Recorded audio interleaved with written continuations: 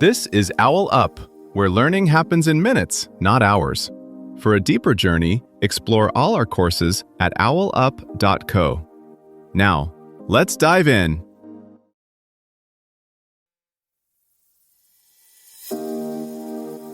Welcome to Chapter 1 of our series, Revolutionary Paths, Lessons from Modern Changemakers.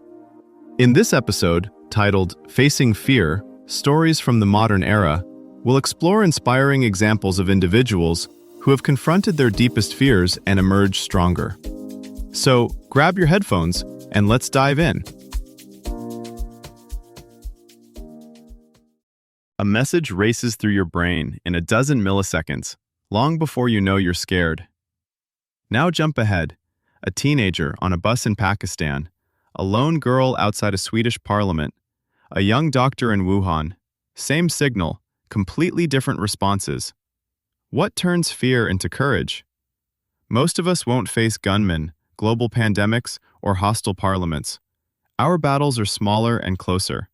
Speaking up when our boss cuts someone off, correcting a friend's casual racism, starting a project everyone quietly agrees is too risky. Yet the same ancient circuitry fires in all of these moments. What changes is what we do after that first jolt. Modern research suggests there's a quiet, learnable step in between the rush of adrenaline and the choice to act. It doesn't look heroic from the outside. It looks like a pause, a breath, a thought as ordinary as, if I stay silent, what happens next?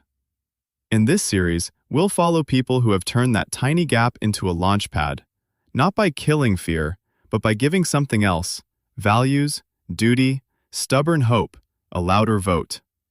Their stories aren't distant legends, they're blueprints hiding in plain sight. Some people meet that inner jolt in a boardroom, others on a protest line, others in a hospital corridor at 3 a.m. The setting changes, but a similar pattern keeps appearing. They don't wait to feel ready. They build tiny habits that let them move while their hands are still shaking. Habits of preparation, of choosing allies in advance, of deciding what matters before the stakes spike.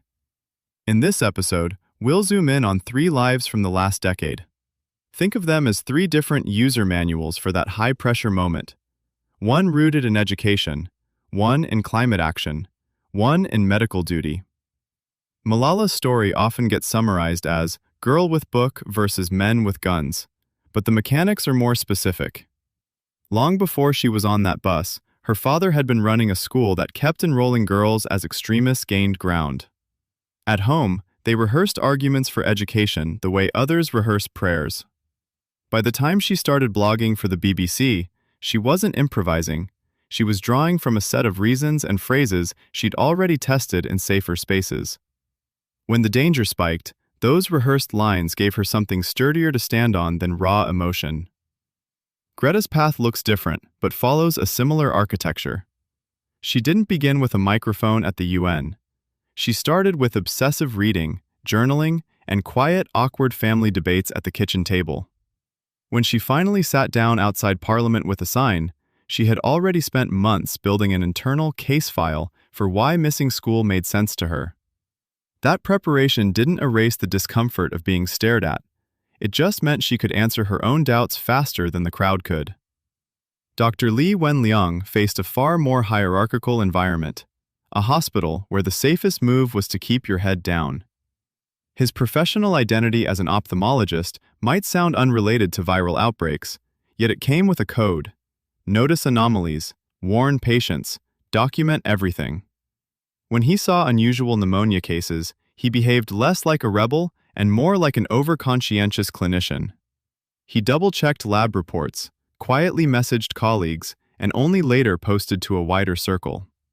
Each step was a small escalation, not a leap from silence to whistleblowing. Across these 3, notice what's missing. Nobody waits for a cinematic surge of confidence.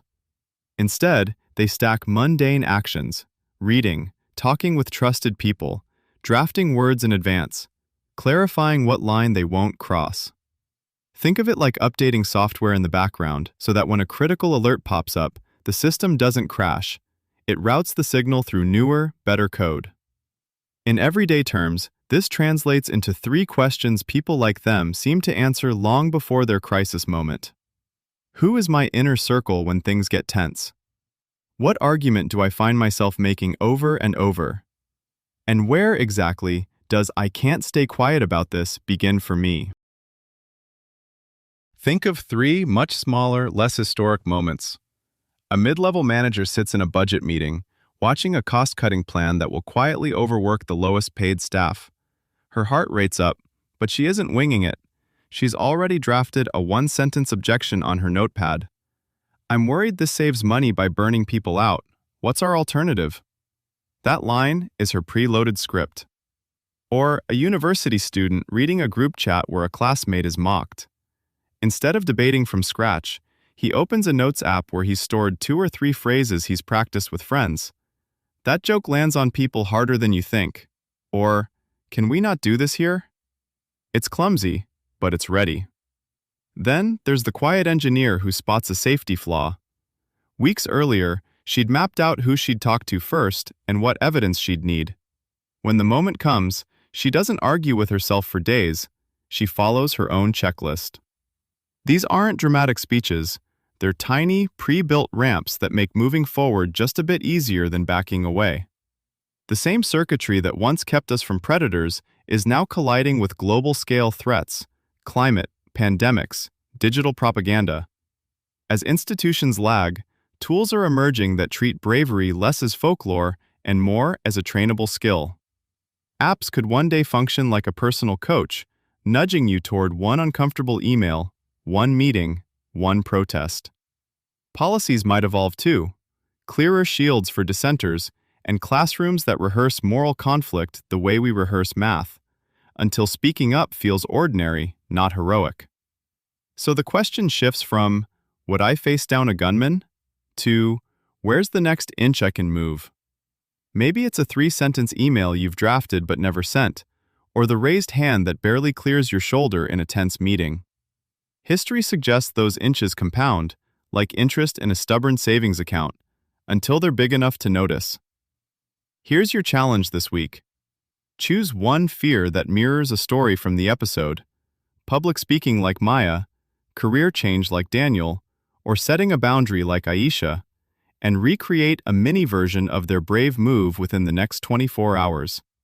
For example, if it's public speaking, record a 3-minute voice note explaining your idea and send it to one trusted person. If it's career change, email one person in a role you're curious about to request a 15-minute call. If it's boundaries, say a clear no to one non-essential request today. Before bed, rate your fear on a 1 to 10 scale before and after the action, and jot one sentence about what actually happened versus what you predicted. This was OwlUp, your daily step forward. To keep learning with structured courses and more insights, go to owlup.co. Until tomorrow!